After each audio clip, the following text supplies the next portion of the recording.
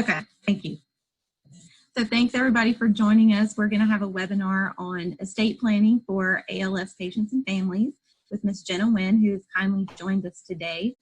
Just a couple housekeeping things to get started. Keep your microphones muted unless you're speaking or you have a question. And if you have a question or need to make a comment, use the chat box if you're able to let us know, or you can, wave at us in the video and that'll work as well. If you have any technical issues during the presentation, let us know in the chat box, or give us a wave and we'll contact you directly via the chat to troubleshoot so that we don't take away from the group time. And if you would rather use the chat box to communicate, just let us know and we can read out loud your questions if you would prefer that. So if everybody would like to just quickly introduce yourself, tell us who you are. You can talk about your connection to ALS, your diagnosis, or anything else that you want to share. I'll go ahead and get started. I'm Jessica. I'm the Director of Programs and Services for the ALS Association, and I've seen many of you in clinic or met you at events. So welcome and thanks for joining us. We have a couple other staff members on, and you guys can go ahead and introduce yourselves as well. Hello, I'm Karen Barrett, and I'm the Care Services Coordinator in Mississippi. I live in Columbus, Mississippi, and it's an honor for me to be able to connect with and assist the ALS patients here in Mississippi. Hi, I'm Julie McCarthy. I'm the Development Manager at our chapter, and thank y'all for letting me join y'all today. Hope everybody's doing well. Hi, I'm Katie. I'm the new Care Services Coordinator for the Louisiana chapter in Lafayette Parish, and I'm happy to be here, learn all I can. Awesome, thank you, Katie. And Ms. Jenna, if you would like to introduce yourself to our folks.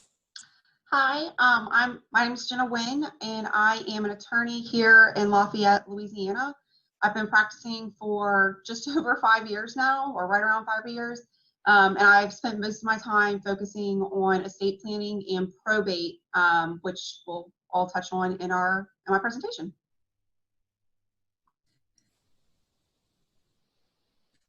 I know you guys, but feel free to introduce yourself to our staff members that you may not know yet.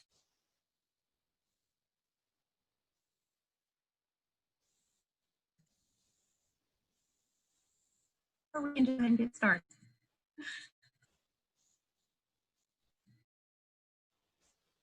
I think Ms. Jenna is going to share her screen so we can go ahead and get that up and get this party started.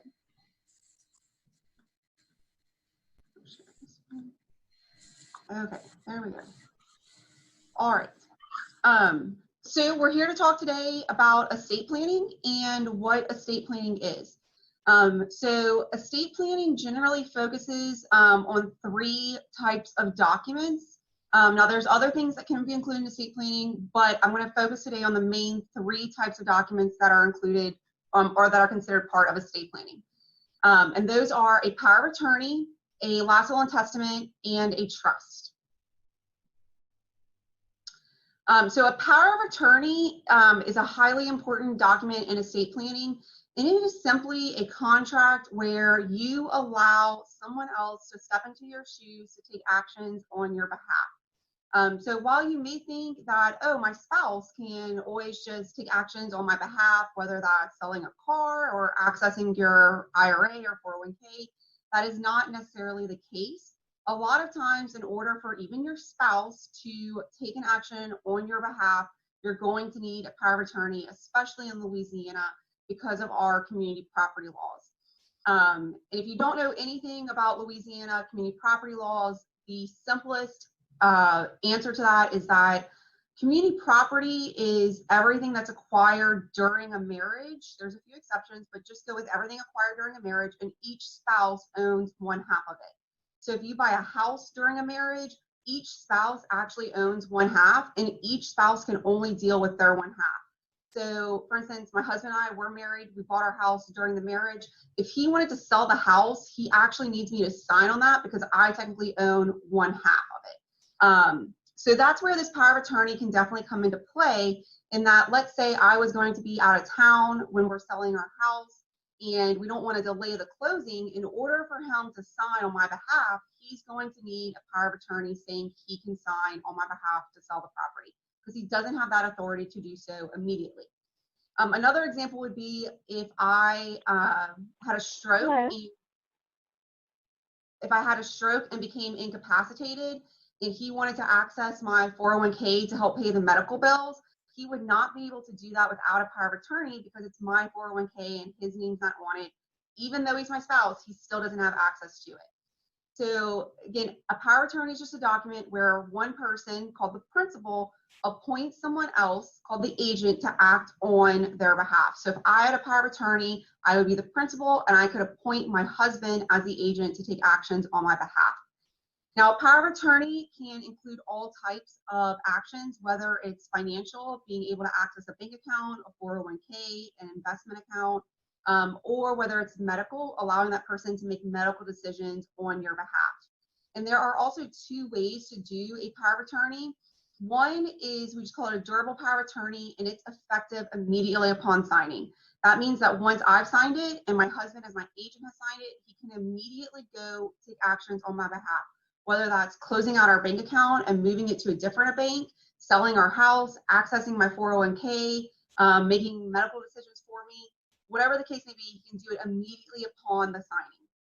Normally, we only recommend a durable power of attorney if we're in a situation where the agent is already helping that principal make action. So if I meet with a mom and her child, and the child's an adult, and mom's going, well, you know, I'm in my 80s, and even though I have capacity, my daughter's already helping me make sure my bills get paid or my property insurance is paid or things like that, then we're going to recommend a durable power of attorney. Because even though mom still has capacity, daughter's already helping her, and so we want her to immediately be able to do that, plus all the other things that power of attorney allows.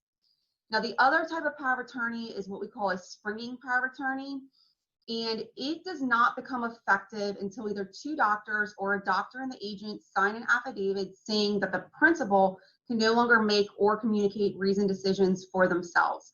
Now, the only exception to this is that in my power of attorneys, I let the healthcare decisions be effective immediately. So even though it's a springing power of attorney, the healthcare decisions are effective immediately, but everything else is not effective immediately. And I allow those healthcare decisions to be effective immediately because I always say estate planning attorneys were worst case scenario planners. And so my worst case scenario is going back to me and my husband with the power of attorney, the springing one because we're young. I don't want him to go sell the house without my consent. If we got in a wreck and I was incapacitated, I don't want him to have to wait for two doctors or a doctor and agent to say that I can't make or communicate reasoned decisions for him to be able to make a healthcare decision on my behalf. So since those healthcare decisions are effective immediately, he would be able to immediately do that without needing those two doctors or the doctor and the agent. But everything else is not effective until he has those documents or those affidavits. And so that means that with a springing power of attorney, he can't go sell the house immediately, even with that power of attorney. He has to have those two doctors or a doctor himself signing something saying I'm incapacitated or I can't make and communicate reasoned decisions for myself. So the springing durable power of attorney, we use it more with younger couples like myself, or with people who are just planning for the future. They're planning for that situation where they are incapacitated, but they're not there yet. And one other thing to note about why the power of attorney is so important, and I keep talking about incapacity, which is when a person can no longer make decisions for themselves. Maybe they don't know who their family is, or they don't know where they are, or anything like that. If you don't have a power of attorney and you reach that point where you can no longer make decisions for yourself, then the only way that a loved one can get access to your accounts and to make decisions on your behalf is through what we call an interdiction process. It's also known as a guardianship process in all the other states, but this is where your loved one would have to go to court to have you legally declared incompetent. and have your legal rights or your legal rights to make decisions taken away, and have the court appoint them as what we call a curator or a guardian in all other 49 states. This interdiction process is not only lengthy and time consuming, it's also expensive. In a best case scenario, a person would be looking at $5,000 to $10,000 for an interdiction process. That's going to take a minimum of 3 months. If people start fighting over who should be the curator, and that happens when there's multiple children and they all think they should be the one to help to control the assets or make the medical decisions, then that process can become not only longer, but more time consuming. And so the power of attorney also eliminates that process from ever needing to happen, because we've already appointed, you as the principal has already appointed someone to take actions on your behalf. So the power of attorney is especially great, or it's just great because it allows someone else to help you out. So, and I always tell people, it's not just because you're incapacitated, it could be you just don't want to do it, you know, so, and you can do them different ways too. So there's different ways to do them, but the main ones we do really are we include everything from financial, healthcare, estate planning decisions. We just include all in one power of attorney. And again, we either do them as durable, so they're effective immediately, or the springing durable power of attorney. And it really just depends on a situation, a case-by-case situation. And I do tell people too that, you know, sometimes people are like, well, I want this springing one right now, but what if in the future I know I'm getting to the point where I'm getting to the point where I won't be able to make decisions for myself? My answer is always, we can come back in and re-sign just a durable power of attorney so that it's effective immediately. So don't think that once you sign one, you're stuck with it. As long as you have capacity, you do have the right to revoke it and to sign a different one, or to revoke it and appoint a different agent. But again, it is a highly important document in estate planning, and especially in Louisiana, and especially for people who maybe won't be able to make decisions for themselves either in the near future.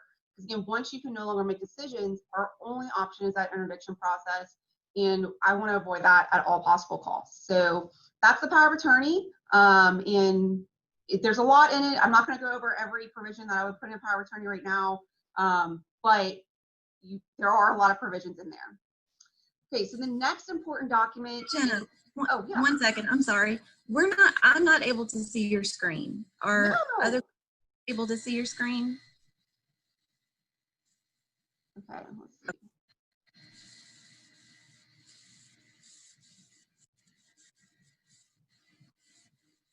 All right, so what is, hold on.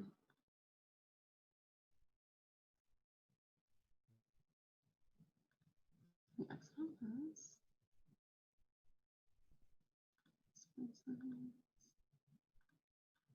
and then back here, let's share it again.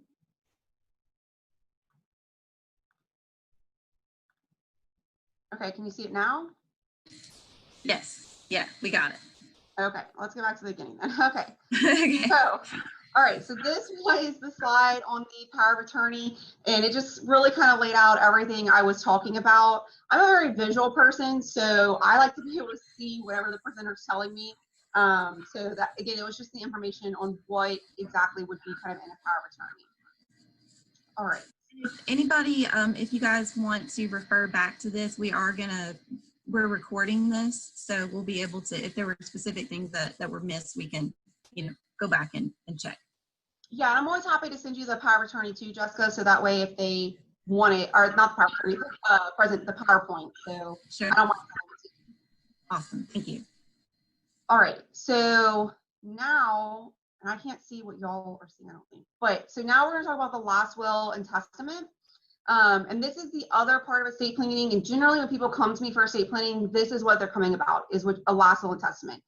And what a last will and testament does is it says who's going to inherit your assets, or your portion, your assets in the estate. And this is really, I guess, maybe the most important part of estate planning. I consider all the documents extremely important and highly relevant.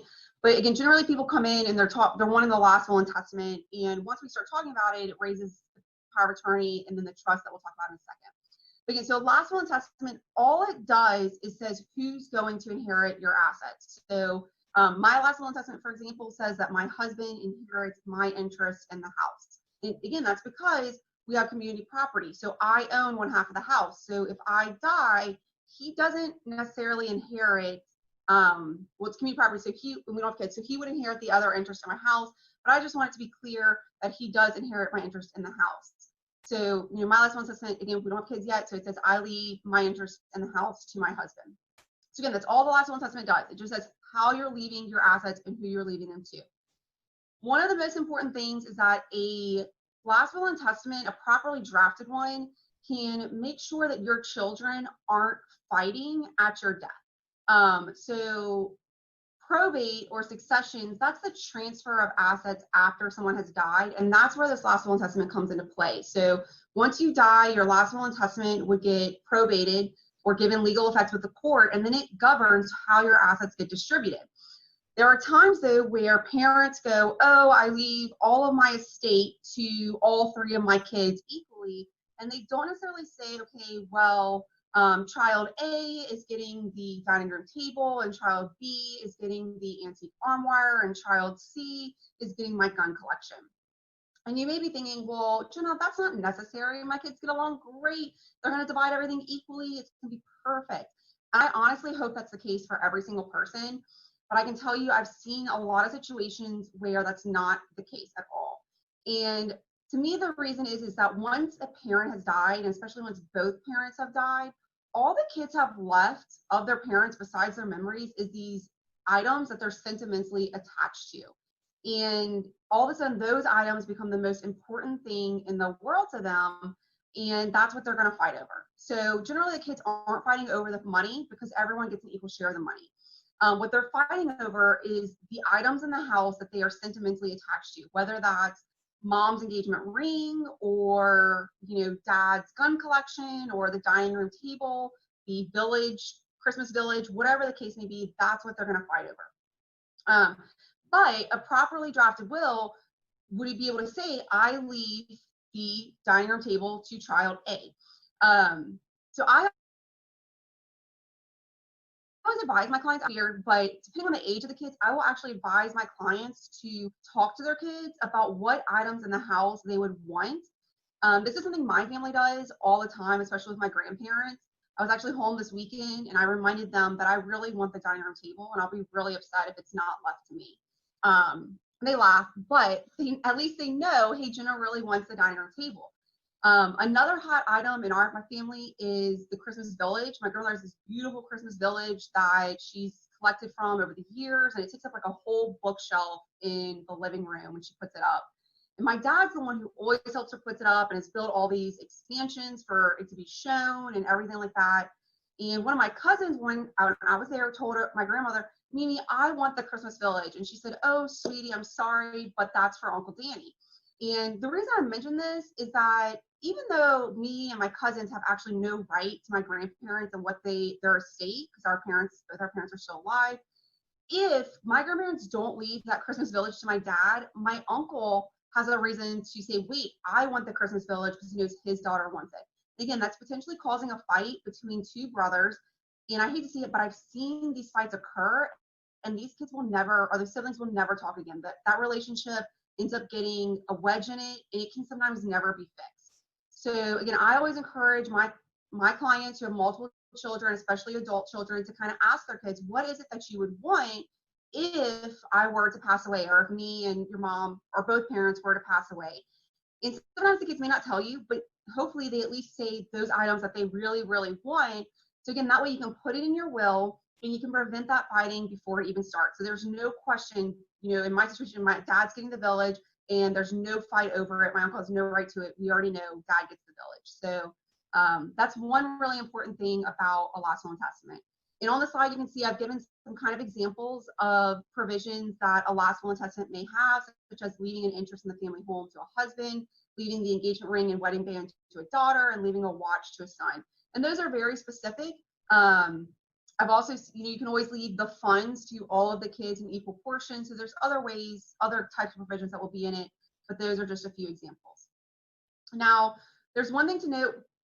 In Louisiana, we actually only have two types of last will and testaments. One is called an allographic last will and testament, And this document is one that is completely written, dated, and signed in the handwriting of the testator, which would be the person making the testament. So if I took a piece of paper out and said, I, Jenna Kyle Wynn, make this my last will and testament, and wrote out exactly what I wanted and then dated and signed it, that's actually a valid last will and testament. Now, I don't necessarily recommend that everyone do this simply because you can add provisions in there that aren't actually enforceable. They become subject to forgery claims, where if you cut out one child, all of a sudden maybe that child's going, wait, no, dad didn't sign that, that's a forgery. And then they're fighting, you have your kids now, they're not fighting over the assets, they're fighting over whether this is a valid last will and testament.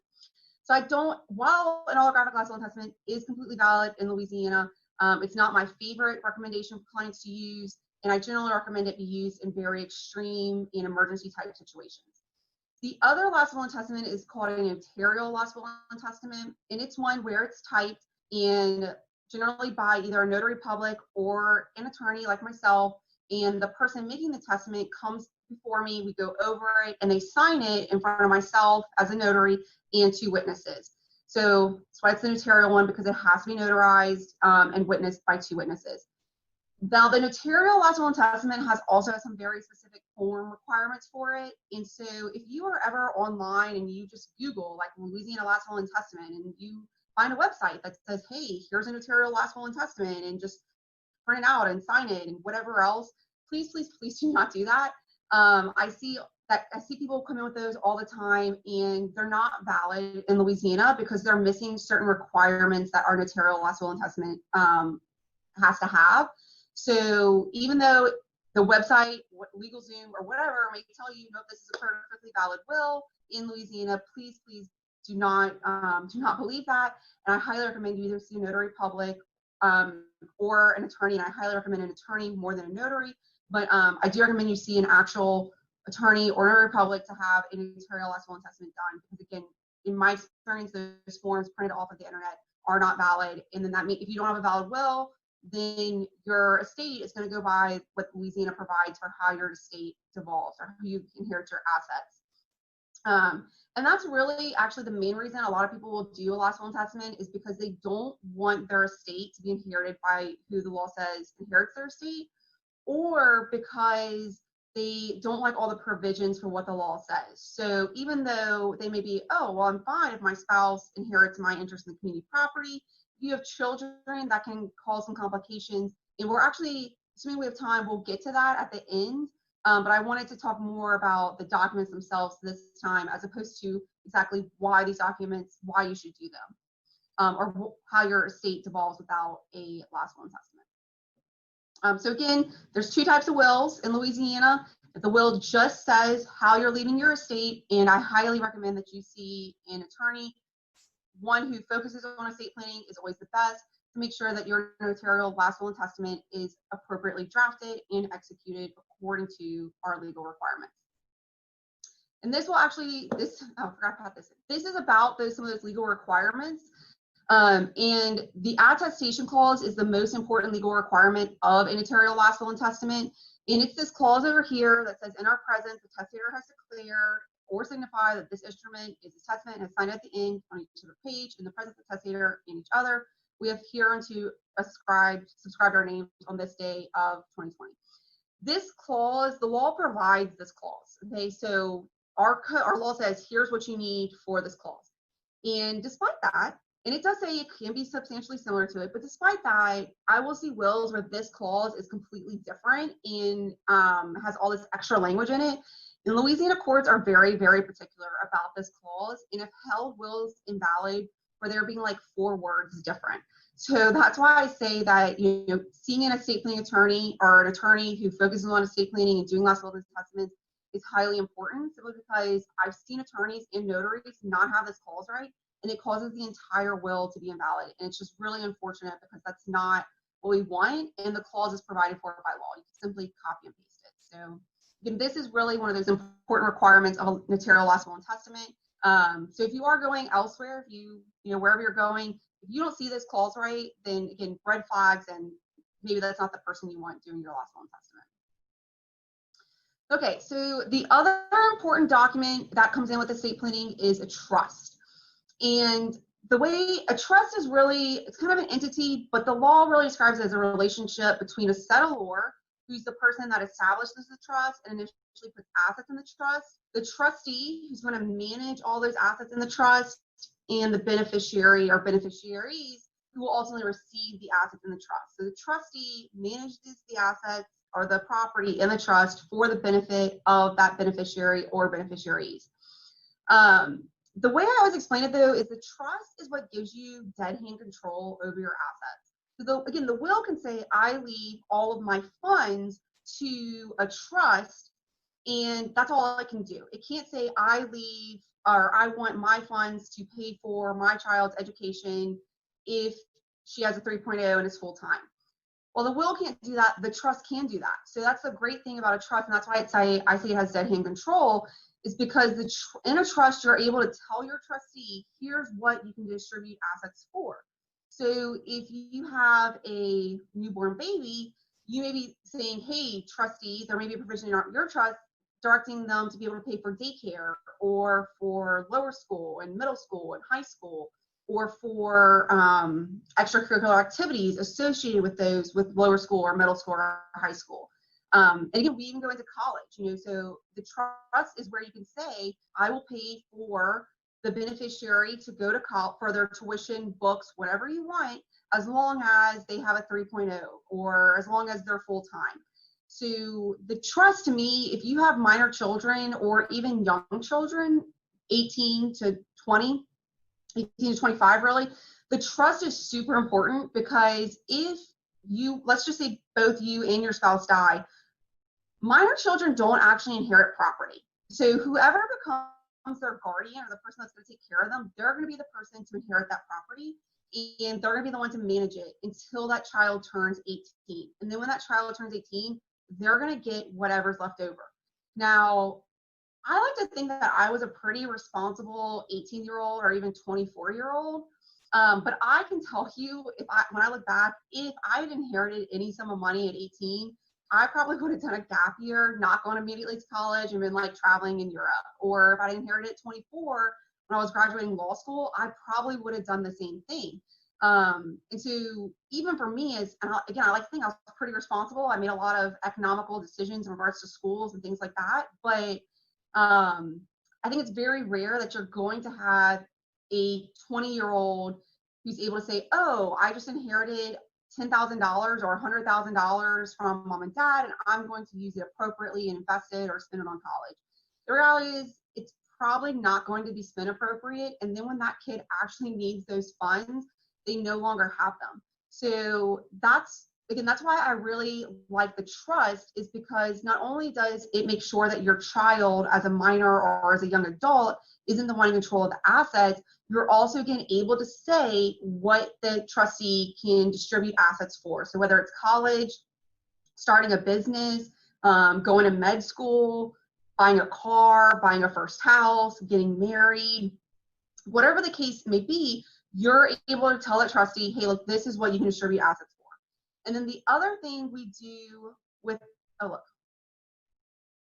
perfect. So here's what I'm talking about, these benefits of a trust. So the dead hand control, what the assets can be distributed for, and again, they're great for minor children. So, and the other thing with the trust too is that the trust will ultimately, you're able to say, like, let's say your trust inherits $1 million and the kid does not spend all that $1 million by the time they turn a certain age. Then the trust is going to say, when my kid, generally I do my trust so that when the kid turns 25, they'll get 1/3 of whatever's in the trust at that time. And then at 30, they'll get another third. And then at 35, they'll get the remainder amount. And it's important to break this up, because especially if you have a lot of funds or assets in that trust, again, going back to potentially a 25-year-old who inherits $500,000 may not spend it appropriately. But if instead we only give them 1/3 of that, then even if they go take that trip to Europe and waste all of it gallivanting around the world, they haven't spent all the money that you want for them. So at 30, they'll get another shot. And hopefully by 30, they've grown up a little bit more and they're like, oh, now I'm going to use this money to buy a house or to invest it appropriately. And again, even if they waste some of it, we still have one more shot for them to be a responsible person and properly manage the assets that they get from the trust. Now, those ages can't always be changed. So some parents say, oh no, I'm backing that up. It's going to be 30, 35, and 40. I've had parents actually wait all the way until the child is 50 or so. It all depends ultimately on your kids and at what age you're really establishing the trust for. So while I always say trusts are great for minors, they're also great for adults who maybe aren't the best, or younger adults who aren't the best with managing assets, or for people that the parent just thinks my kid doesn't need these funds at that age, or for blended families. That's the other thing I always kind of talk about too, is trusts are great when you have parents who are divorced and they've come together and they want to leave assets to all the kids or things like that. The trust can be a really useful tool there as well. And it doesn't just have to be for children. You can actually bypass your children and have a trust for your grandchildren or your great-grandchildren or your children and your grandchildren. But again, the trust is really where you get to have control over how your assets are going to be used after you have passed, and when your children or grandchildren can receive those assets. So it's a great planning tool. It's something we highly recommend when it comes to estate planning. I had another thought and then it just in the head and right back out. So I'm sure I'll think of it and I'll let you know. Okay, so the thing that you're probably not thinking is, okay, Jenna, great. You've told me why these three main documents, and you've told me what they do and that they're important. And you keep telling me they're important, but why are they so important? And that's because of who inherits your property without a last will and testament.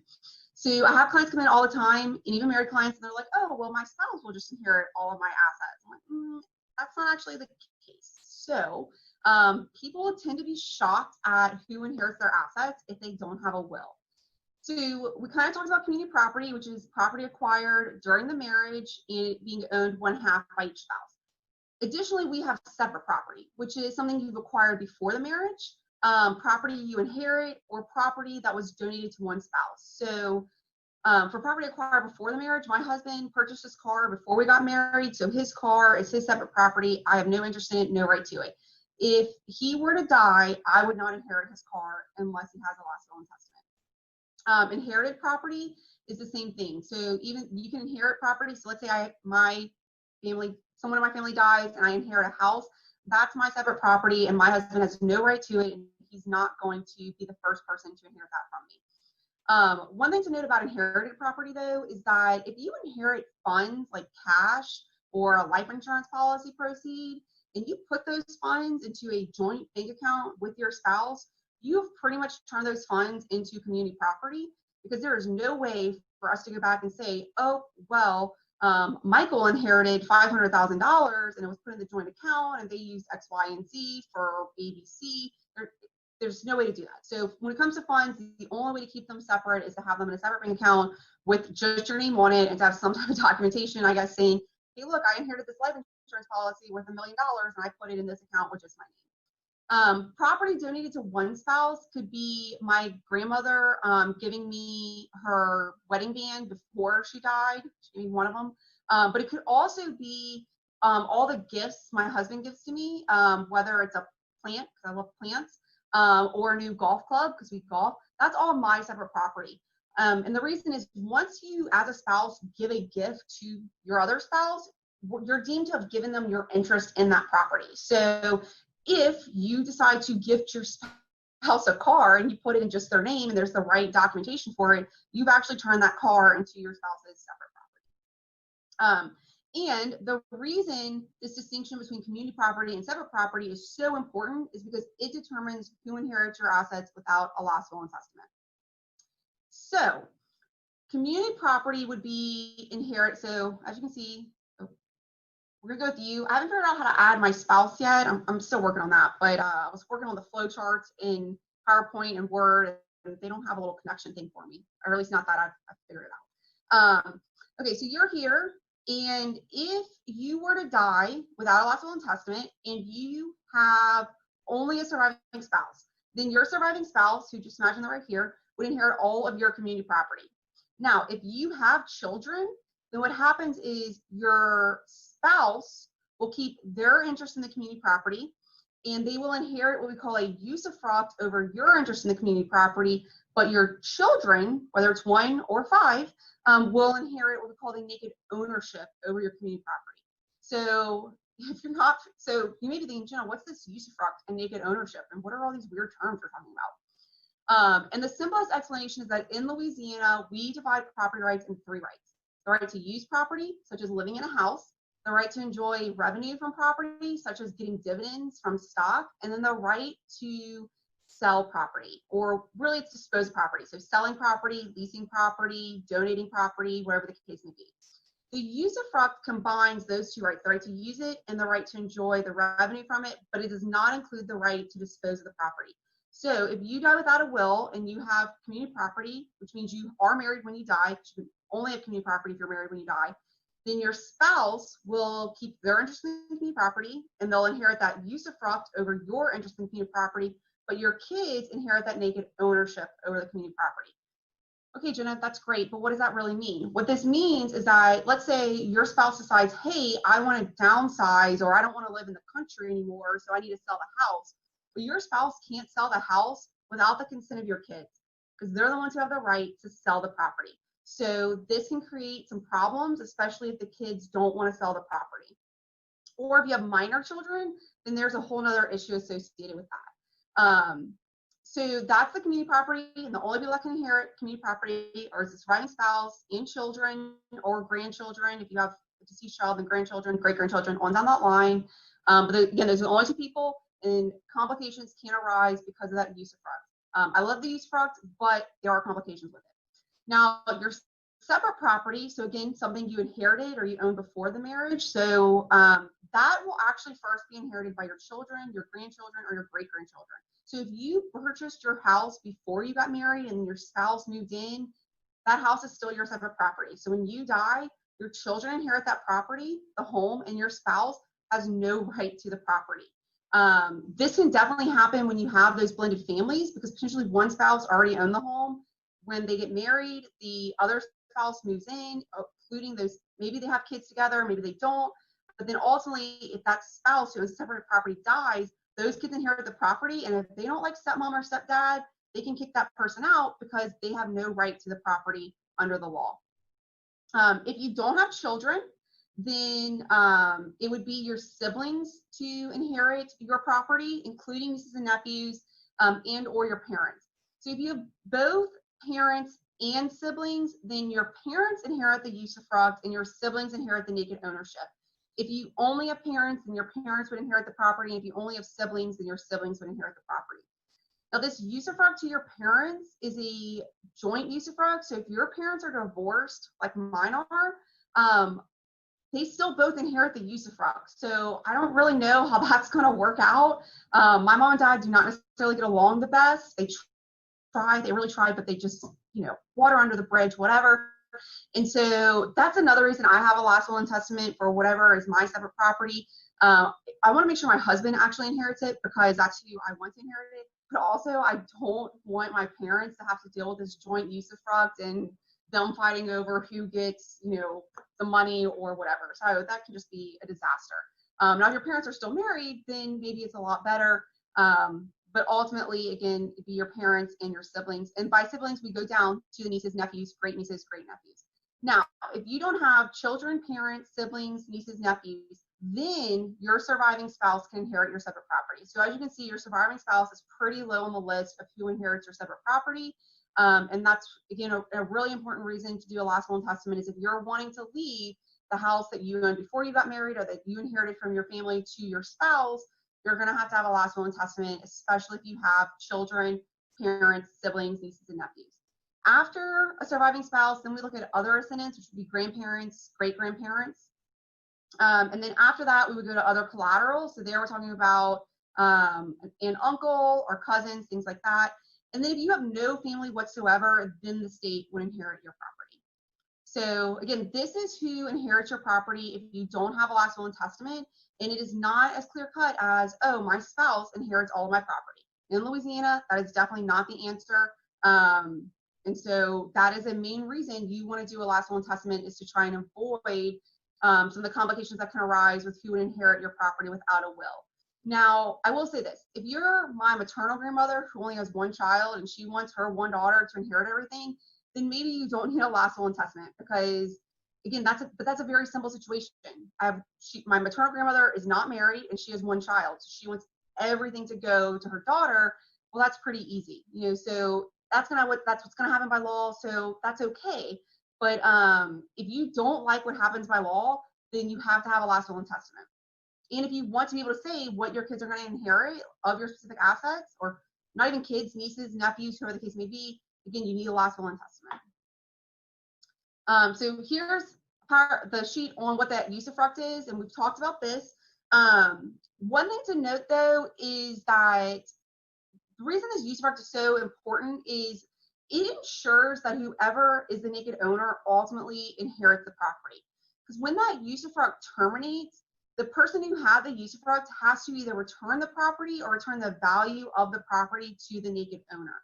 So if, let's say we're in a blended family situation and stepmom for the kids had the usufruct over the property, when she dies, her estate actually owes the property back to those naked owners. So the usufruct then ensures that the dad's kids ultimately inherit the property, but it's just at the death of their stepmom. Now, there is some complications that can arise with this, because it's not always, sometimes people don't come forward with the usufruct, or potentially if you gave, and when you do, I should tell you, pause there. When you do a usufruct by last will and testament, you can give the usufruct to just the right to dispose of property. So if you did a last will and testament and you actually just say, hey, look, I want to give a usufruct over the home to the stepmom or my children, who would be your spouse, then that's totally fine. You can do that, and you can include the right to dispose of the property. And then if stepmom or your wife, however you want to call her, sells the property, then the proceeds, that usufruct attached to the proceeds. So let's say she sells the property and then takes all the proceeds and goes on that trip to Europe, such that when she dies, she has nothing in her estate, and there's nothing really to give back to those naked owners. But the point of the usufruct is really that those naked owners, which generally, again, it's going to be those kids, will inherit whatever their parent originally wanted them to inherit. So it kind of protects their inheritance.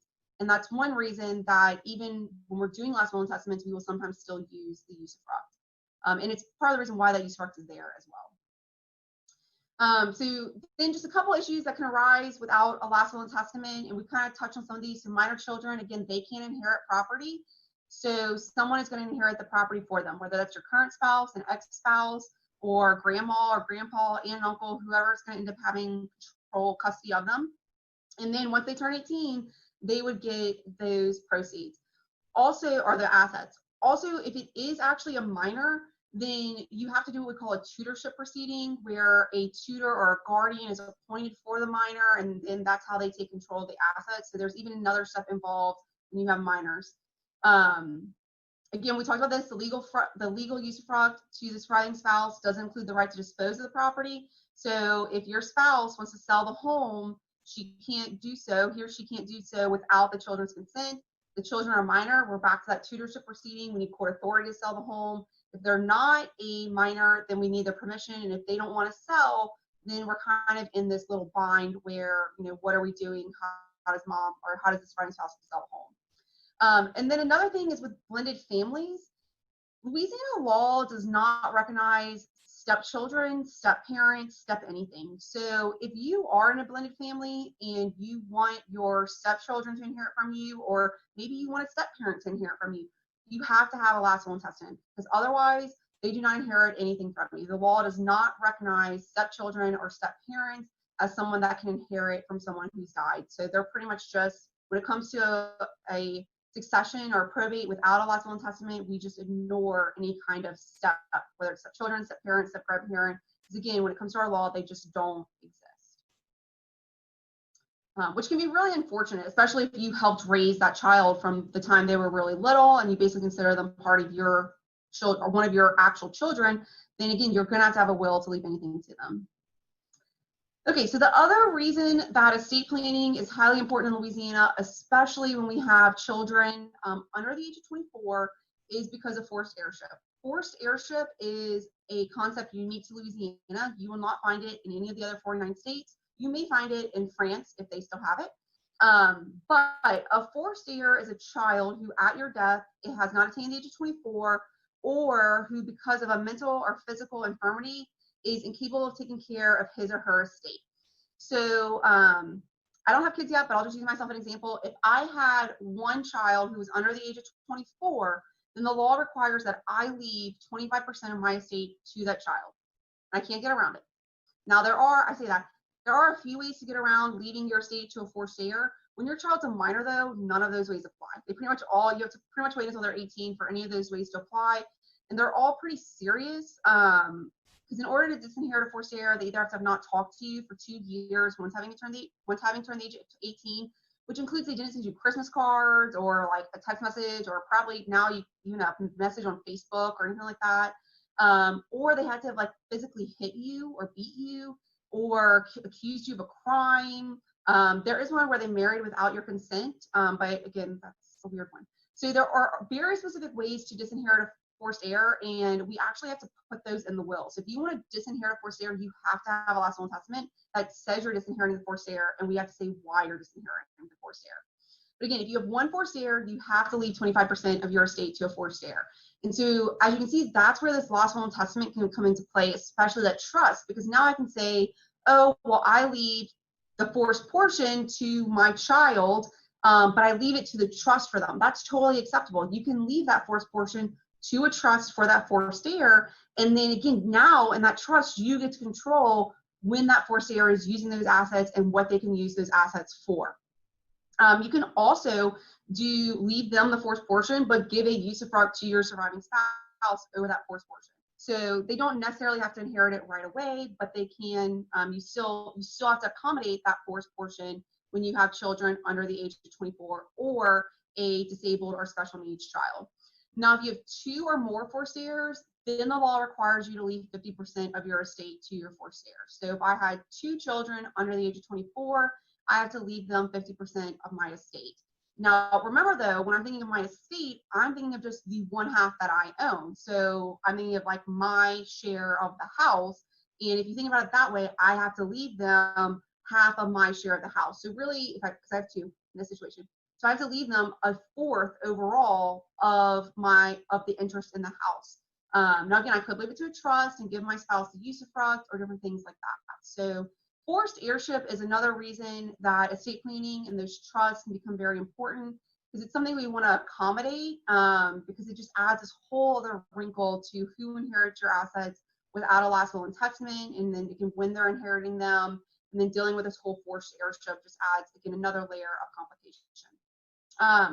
Now, one thing I do want to mention, and it's the thought that went in my head and out earlier, there are certain assets that are not governed by your last will and testament or by who inherits your assets according to law. And those are life insurance policy proceeds, retirement accounts, and annuities. So those items that have what we call designated beneficiaries, where you fill out a form with the insurance company to say, hey, my surviving spouse inherits my insurance policy. That will not be governed either by your last will and testament or by the Louisiana laws on who inherits your property, with one exception. If you don't name a designated beneficiary or your beneficiary predeceases you, then in those situations, you don't have a designated beneficiary and it would go to your estate, and then your last will and testament or Louisiana law would govern who inherits the life insurance policy proceeds. But otherwise, anything with a designated beneficiary, and generally again, we're thinking of life insurance policies, IRAs, 401ks, types of retirement plans, and then annuities, those are going to go directly to the designated beneficiary. So if you name your spouse as the beneficiary, they will inherit those assets that the policy proceeds from the life insurance policy. They'll be able to do whatever they want with it, and that's it, because they've inherited it now. And you died, so it's their separate property. So sometimes people are like, oh, well, I'm going to leave my insurance policy to my spouse, and again, now maybe it's the stepmother of their children, and I think she'll take care of it and use it to make sure my kids are taken care of. And again, I like to think that's what's going to happen, but I'm a worst case scenario planner, so I generally end up advising someone saying, hey, why don't we leave your spouse a portion of that life insurance policy and then leave the other portion to the trust for your children, so that way there are funds there in that trust to help take care of those children, whether it's just normal everyday expenses or going to college. And the other reason that you can do that is because if you leave part of a life insurance policy or a retirement account to a trust or to a forced heir, it can actually satisfy that forced portion, which can free up the other part of your estate that is governed by last will and testament or by law to go to whoever you want it to go to. So for example, just a short one, if you had a life insurance policy and it would cover your forced portion, you could leave it to the trust for those forced heirs, and then that would allow you to leave your interest in the family home to your spouse outright, outside of that forced portion, not having to deal with the usufruct or anything like that. All right, so I always end up talking way longer than I expect to. I guess it's just, there's so much information on estate planning. This is just kind of the last page. Estate planning is highly important. And so I highly recommend that everyone does it, whether you're 25 or 55 or 75, I highly recommend everyone does estate planning. If you haven't already done your estate planning, I highly recommend that you talk to someone, including myself if you want to, about your estate planning and what it is that you need to do for your estate planning and what exactly it is that you need. Because everyone's situation is going to be different, so what everyone needs is going to be different. All right. Do we have any questions?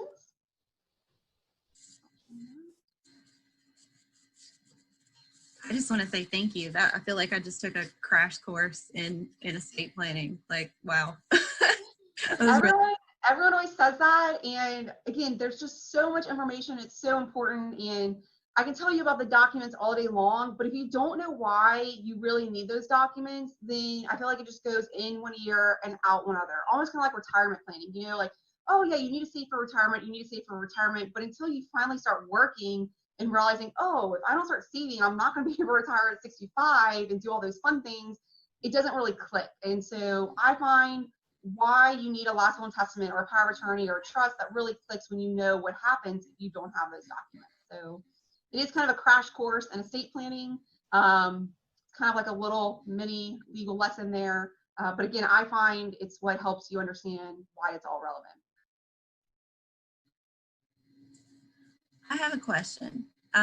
If you go through this process and you have all your documents in order and everything's squared away, but then you change your mind about who you've designated as the heir or the beneficiary of something, how difficult and how time consuming is it then to go back and change who you want to inherit something?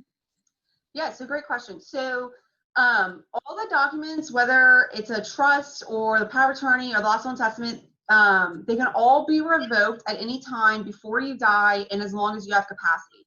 Now, changing it can be, sometimes it's as simple as me just saying, hey, look, you're actually going to do that little holographic last will and testament, and you're going to call it like a codicil or an amendment to your will.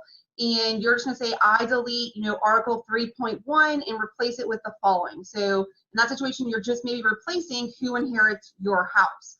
Now with a trust, you can't do that. With a trust, you're going to have to go back to the attorney or the notary and get them to change it.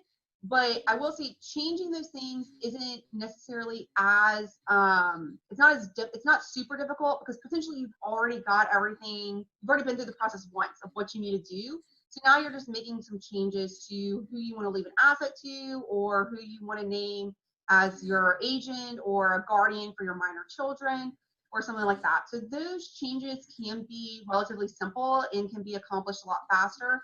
And a lot of attorneys, or at least I know I do, when I'm making those changes, I always charge a reduced cost because I've already done it once. And so a lot of times I'm just going back and making changes to it. And so there's generally a reduced cost associated with that. But I will say, I guess also how difficult or time consuming it is can depend on the changes that you're making, right? So if you're deciding I'm changing my entire last will and testament, I don't like it anymore, then maybe that's a little bit more time consuming or a lengthy process than if you're just changing one or two people out here or there. But again, with the power of attorney, if you're changing someone, you're gonna have to go back, see that attorney and have that document changed.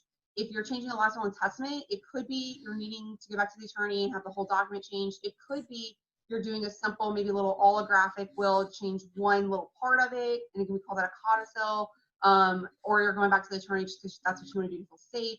And with a trust, generally you're going to go back to the attorney and have them change something, and they'll just make an amendment to the trust. Okay.